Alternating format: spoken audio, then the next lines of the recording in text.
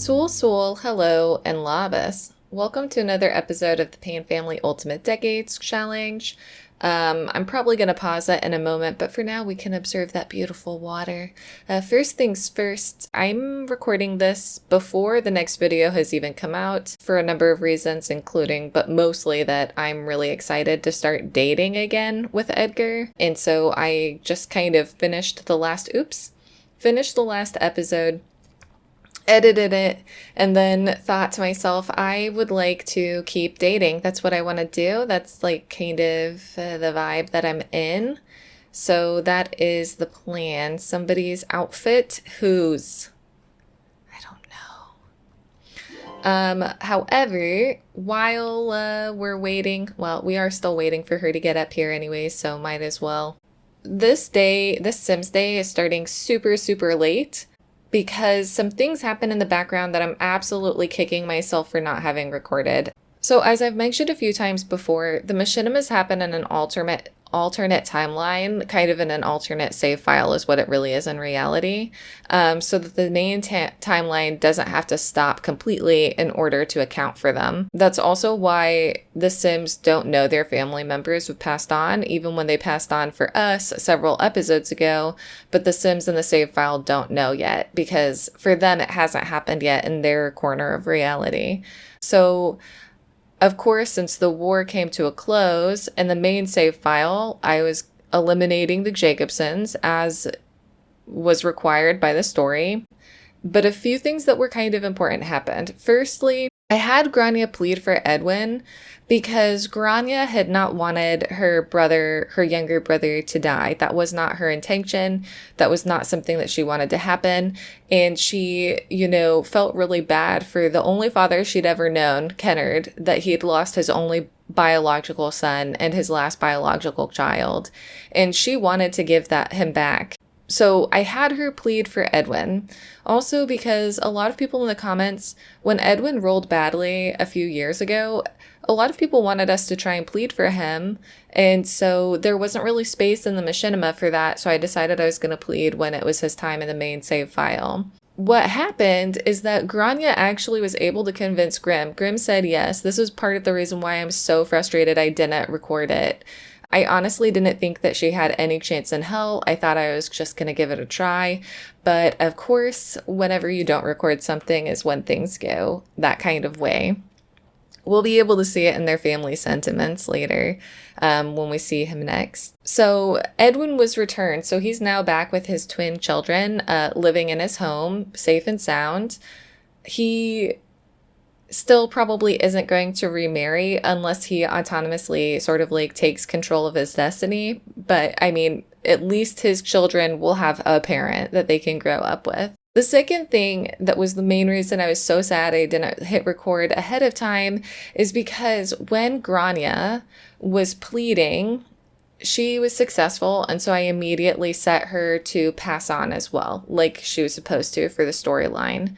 But before she had a chance to fall to the ground, a pop-up came actually asking if she was not evil anymore, if she was good. And I thought it was such a nice moment that kind of brought the whole story to a close, that she really had just kind of been manipulated. And so I think that it was really sad that you guys didn't get to see it. Of course, I took some screenshots along the way, but it's just not the same as having the footage so that you can see that like the pop-up came right as she was dying, that she wasn't evil. The rest of the Sims who had been at war, who survived, have made it back to their homes with their respective pros and cons from the war. Some of them are really excited to be back with their spouses and are, already making way on having their next children. Some of them have returned to find probably unhappy surprises for them, but we'll get to that in the next couple of episodes. So now we're back with the main family.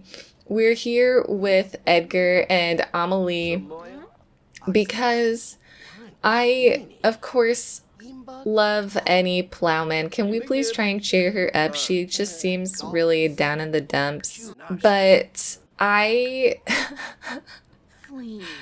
want to go on continuing with dating. I just want to.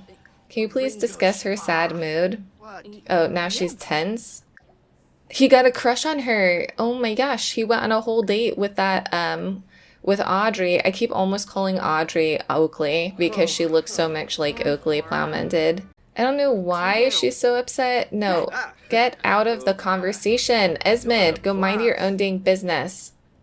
I don't have time for your nonsense today. Give her some props. She seems really tense. Flatter her. And we're going on a date with Amelie. To be perfectly honest, Amelie's kind of my preference right now. She said yes, even though she's really tense.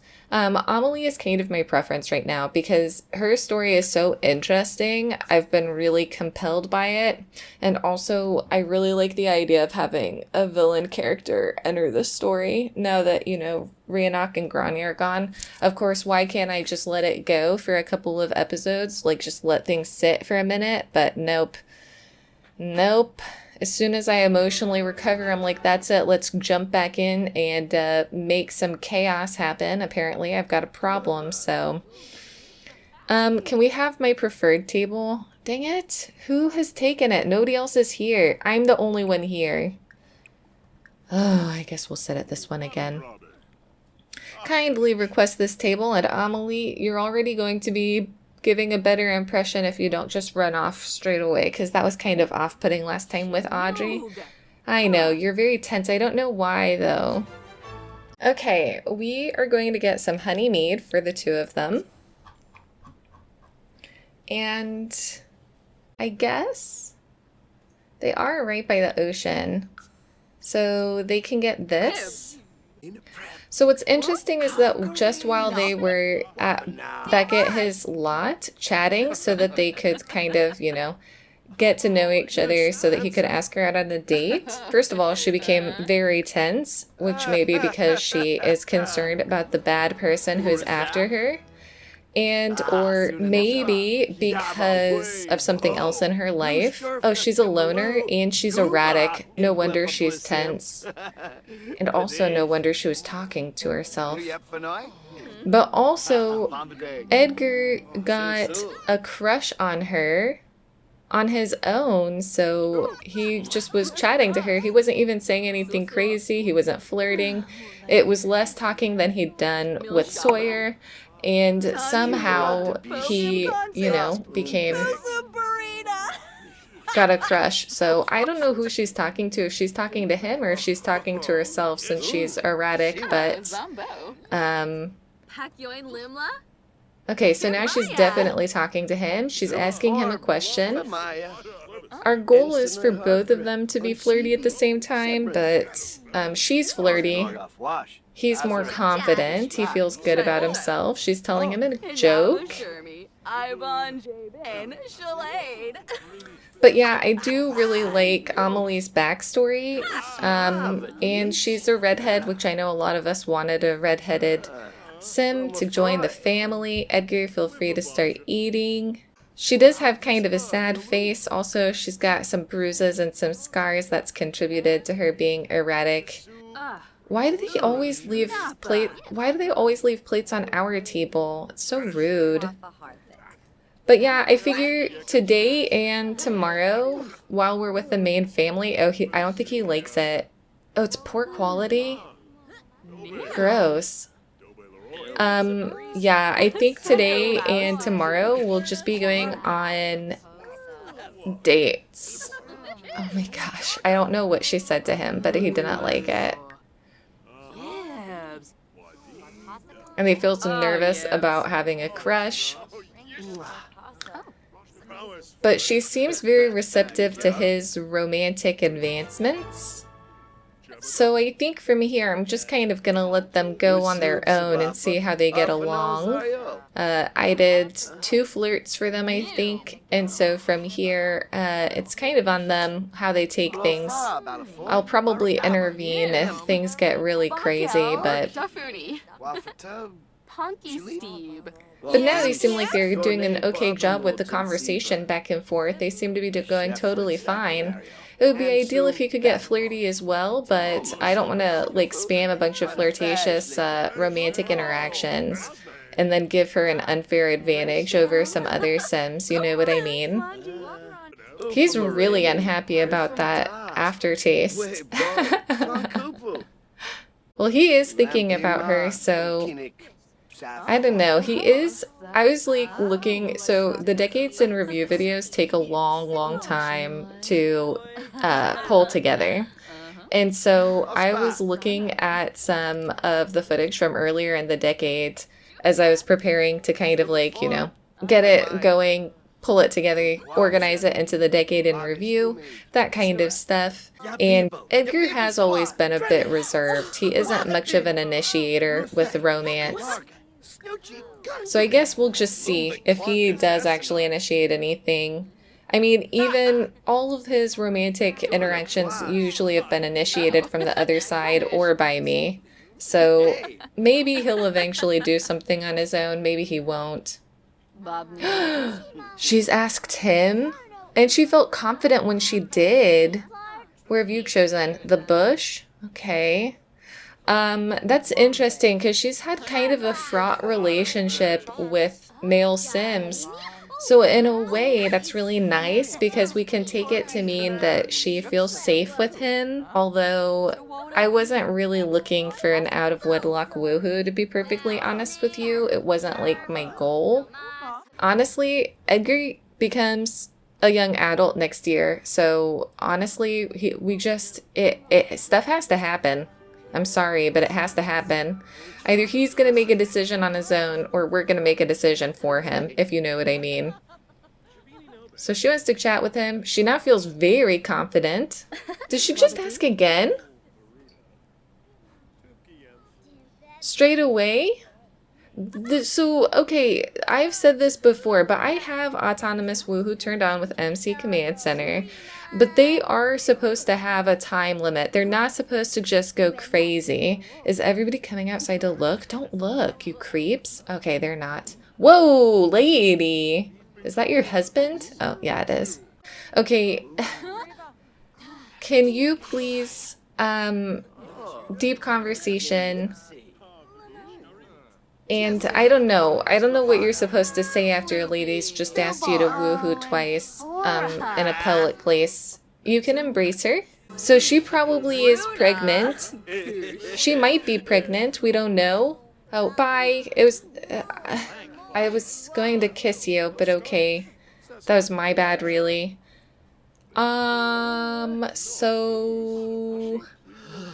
Are you cold? Oh, buddy.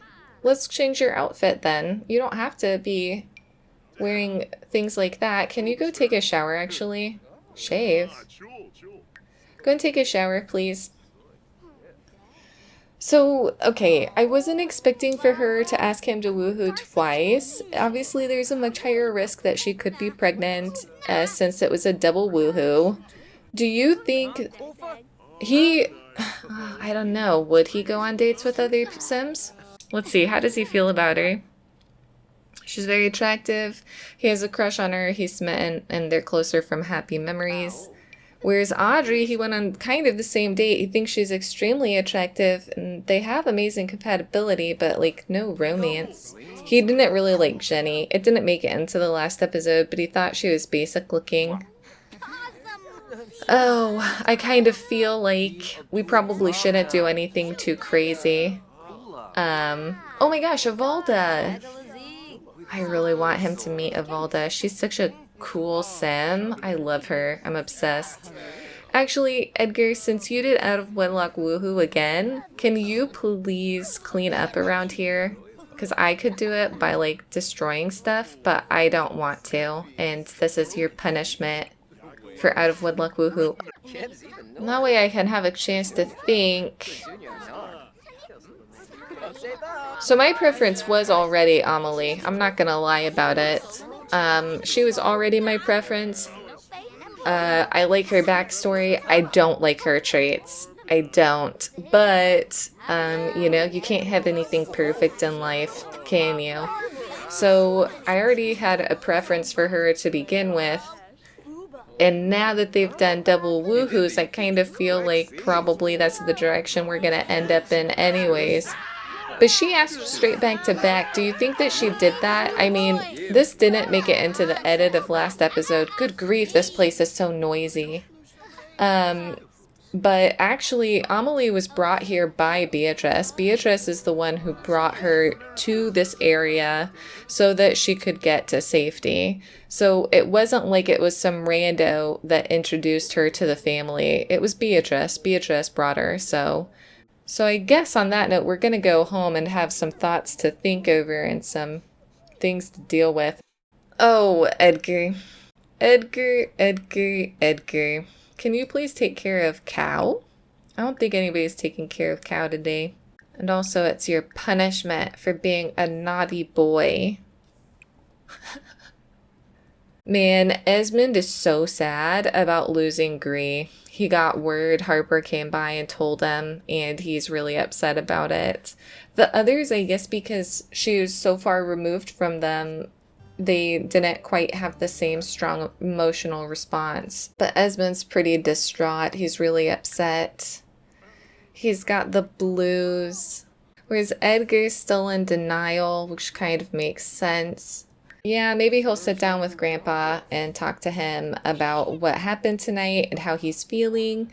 Edgar has a lot of strong emotions. Those emotions came on naturally. He got these sentiments, and yes, he got closer from Happy Memories and smitten with Audrey Plowman, but he didn't get crushed, and that happened early on. You know? Good job getting 6 bottles of milk. Oh, Cecilia. Cecilia, hello. I don't know what to do with the glow orb. It just kind of exists with us now, I guess.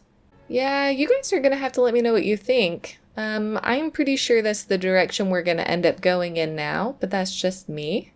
I could be wrong. You're welcome to have your own opinion. If we do go in that direction, and if we do get married soon, we might have to move Cecilia's grave finally, because I don't want anybody getting upset, not Ghost Cecilia, not Edgar, and not whoever he marries. I was thinking that, you know, something that we could do for the main family, since you have to pay the inheritance tax when the heir dies. So when Esmond goes, we'll have to pay something. And I was thinking what we could do is we could set one of these to what we have to pay to the Earl. What we could do to make it more terrifying is we could like roll a d4. I'm not willing to give 100% of the household funds, because if the heir were to die and then we had our tillage the very next year, we would definitively be screwed. But maybe we could roll a d4 and see which of these ends up being our destiny. It would be pretty heartbreaking to lose 80% of our funds, but maybe the Lord was being especially cruel, you know? Oh, Edgar's going to ask his grandfather advice? I don't think that's what he was really asking about. Esmond, where are you? Edgar, can you please go over here and, like, discuss his sad mood, first of all, because you care about him and you love him and you want him to feel better, and then hug him lovingly and tell him a daydream about your crush, and ask him, what am I supposed to do? Like, reach out for help. Like, we don't know what we're supposed to do here. Like, we really like this girl, but we don't really know her that much, and what if we fall in love with her and the same thing that happened to Cecilia happens to her and she dies, and it's all our fault? And also, I need help figuring this out, Grandpa, because I don't know what I'm supposed to do. And Esmond's telling him it's going to be okay, buddy. Hang in there, hang in there. And now he's going to tell him a deep secret. He's going to say, Grandpa, woo-woohooed twice. Woohooed twice. And the statistics say that you were supposed to tell him a deep secret. Tell him a deep secret. Don't ask him about being old right now. Although, okay, tell him your secret about how you did a woohoo twice today and how statistically the likelihood is high that what's going to happen now is that she's going to be pregnant. And so, like, what are you supposed to do? And Esmond's gonna say, listen, I'm gonna give you a life lesson on hard work. And I'm gonna give you a life lesson on love. I'm gonna tell you, you have got to commit. You're getting old. You're getting old. You're gonna be 21 next year and you're not married yet. No, they don't have a strict relationship just because he's telling him about responsibility and love. And how sometimes, love can be born out of being responsible to your partner. And that if you treat others with respect, you often get love in response. So listen, Edgar, I think we all know what the right move is here, don't we? So after you've had this conversation, you're going to go to the bathroom, you're going to put on some facial cleanser. Esmond is going to go ahead and replace the water, and then he's going to hang this up on the clothesline. I'm so sorry, Cecilia, that this has happened to you. And then we're going to go ahead and cook some food for the family for the morning. We need to go fishing again. But for now, we'll go ahead and do that. The only problem with Amelie is, well, there's a few things. First, the Sim who she's on the run from has not given up on getting back together with her. I'm gonna be real about that. He has not let her go, and he's not planning on letting her go either. So that's one problem. The other problem is that she was of a noble class. She doesn't have anything now. So it's not an issue of a dowry, but it is an issue that she may not have like the best skills for being a peasant wife. Then again, who knows? We don't know. Although she is erratic and those aren't like winning traits, typically. But you'll have to let me know what you think. Thanks, Esmond. And then Esmond, you know what you can do is you can go and have a bath because you've earned it. You've worked really hard in your life, and you can even have a muscle relaxing soak because all of this money is yours. I had forgotten, but at the beginning of the decade, we almost didn't have enough money to pay our tallage, and we started 1352 with 100 some simoleons. That's all we had. But Esmond sold off a bunch of nectar that he'd had aging downstairs, and that was basically how we got out of financial ruin. So yeah, Cecilia, you're welcome to eat some food if you want to. Make sure that you don't eat everything, though, because the rest of us need to eat, too, and we have earthly bodies to fill. Were we going to do a harvest today, or are we going to do it on Thursday? I think it's going to be on Thursday. Maybe we should do harvest today, but then we have to do taxes today. I don't really want to. I don't want to have to do math today at all, to be honest. I've got it set that on Wednesday we're going to do harvest, but honestly, I think we should probably do it today. So Wednesday's looking real busy. Oh my goodness. Edgar, I'm sorry, you're gonna have to just do a power nap instead. What's this? He loves getting advice from his grandfather. What's this? And Esmond, once you've done that, you can go to sleep. You've earned it. Edgar's different to you. He's young, and also he misbehaved yesterday. He didn't really,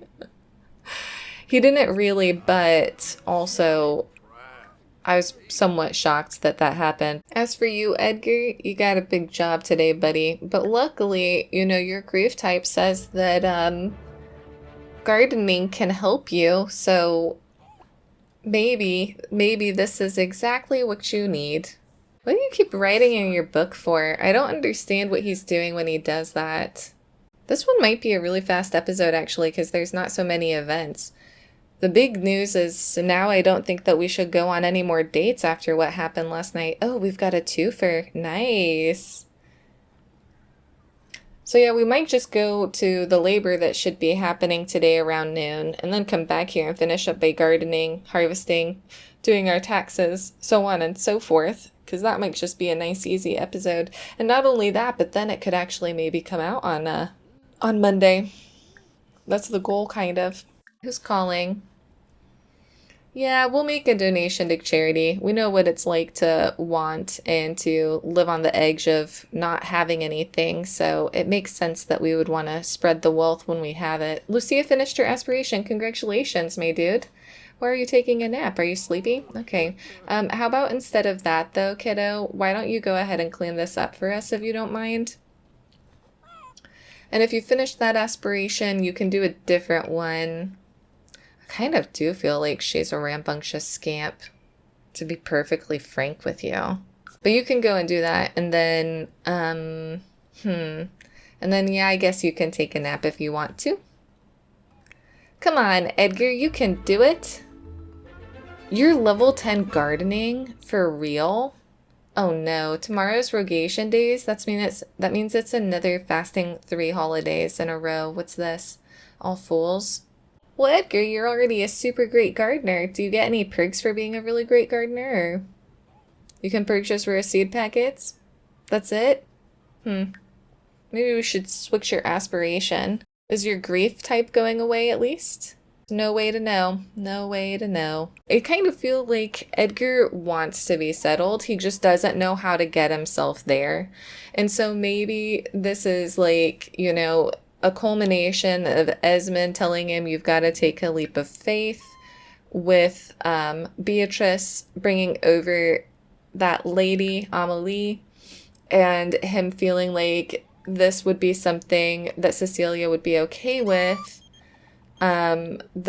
He would be helping somebody out, like, and he can forgive himself for moving on past Cecilia because of that. Oh, it's really sad to think about, isn't it? Oh gosh. Yeah, so I don't know. You'll have to let me know your thoughts. We're about to get called away. It'll happen really soon. If we were to go there, it would already, I'm pretty sure the sim would already be in labor. So we might go ahead and go there now. And that way Edgar has a chance to get some sleep while we're away. So we are heading over to España to see Fernando and Eydís, because stuff is going on. So I will see you when we get there. Alright, so here we are at a new household. This is the Flores household. We're here with Eydís. What? Whoa. Eydís? Okay, it looked like she was trying to pop this baby out over here. Eydís is in fact in labor. She's also dressed very fancy. Look at her. She's a fancy lady now, and she now lives over here with the Floreses in their little estate. This house was, you know, designed. Excuse me, madam.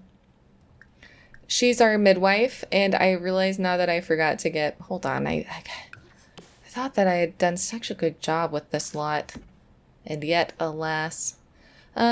You, Britta Swift, are our midwife, for all intents and purposes. So would you mind joining us over here? And Fernando is a nobleman, and I don't think that he cares to be involved in this process. So he is going to stay as far away from the screaming and the crying as humanly possible, while Eydís attempts to make it with her midwife all the way up there in 42 minutes. And after they've done their job, then we'll take a look around before we do any rolls, you know. Oh, he is going over there to panic. Are you actually coming to be supportive? Because that would be really thoughtful of you. Nope. Decided not to be helpful instead. Britta looks very unhappy with this. Britta is, for this moment in time, our midwife. She's been called here. She's a doctor, kind of. Okay, Eydís, this is your big moment. This is your big moment, Eydís. You're having a baby. You're a young adult. You've secured a life of financial stability for yourself. And if you have a son, you will give your husband to be everything he's ever wanted. They're not married yet because it's not appropriate for noble ladies and to be going around getting married when they're pregnant. Oh, it's a girl. We're going to name her Leonor. That was Fernando's mother's name. So he has insisted that if they have a daughter, she will be named after his mother. You may come here now that it's safe. You're coming to ask her for advice instead of your brother? I mean, it's a choice. It's a strange... They were just both hanging out outside of the door waiting. Interesting. Very interesting. And then he's immediately trying to take her away. Wow, it's such a noble response to birth having, isn't it? He's like, and now you're mine again. Ignore the baby. We'll pay somebody to come over here and take care of the baby. For Eydís to survive, she cannot roll the numbers 1 or 11. That's it. The first one doesn't count, so she's fine. And for the baby to survive, she cannot roll the numbers 1, 5, 7, 10, 12, 15, 17, or 20. Yes! The baby has lived. Heck yeah! She seems pretty happy to be having a baby. Alvaro's feeling flirty. Okay, it's already 3:30, so I'm just gonna show everyone around while the game is paused. So this is their estate. It has been designed and styled off of an image I found online of a Spanish medieval estate. Don't know if it's realistic or not. That's just what I found. When you go in here, this is the entryway right next to the stables. Hello, Heath. You've got some chamber pots over there, some bathtubs over here, and a shower over there. Heath is the neighborhood welcome wagon. That's the main door over there, and this is kind of an entryway. It goes to a courtyard. The courtyard is not finished. I ran out of steam and didn't want to finish it, so it's unfinished. But then you go into here. This is sort of the reception area. There is a bar, a big dining table for you and your closest 7 chums. Some games tables like logic and gambling. Enough fireplaces to keep you warm. A little sitting area and drinks tray. And then back here, this is the servants' quarters workstation. They've got everything they need back here. They've got the larder. They've got a chop station, place to cook food for you, place to do making things that you might need, place to make your candles, make your nectar, etc., etc. Of course, over here, they've got a stable. Because they're nobles, they've got horses somewhere. They're not here right now, but they've got horses somewhere. And then upstairs is where all of the living quarters are. This area is kind of, well, there's an office, some books, and just a place to sit and look at a map of the known world.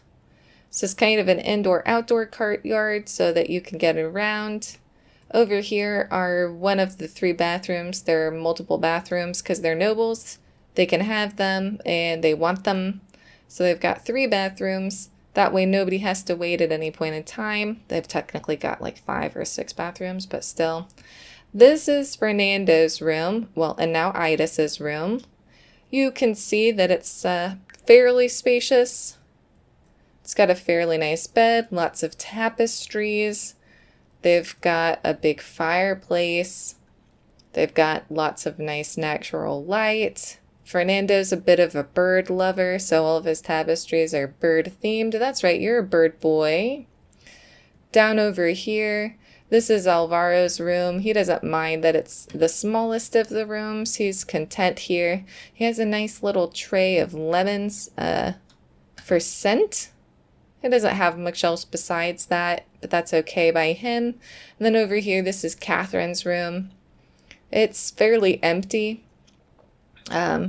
She actually is missing her tapestry. She had some. I don't know where they went. She's got a little sitting area. She's got this ship that she likes to look at. She likes the sea a lot. She wishes she could go on a trip, but her brother won't let her. She's too young, he thinks, and a noble lady. But yeah, that's about their home. And these guys are all pretty happy. They're happy that Fernando is getting married soon, in the next half year or year. They're happy that he now has a baby. And they're all pretty content, but they are kind of a closely knit unit. whereas like poor Eydís is kind of separate, and not quite, you know, part of them yet.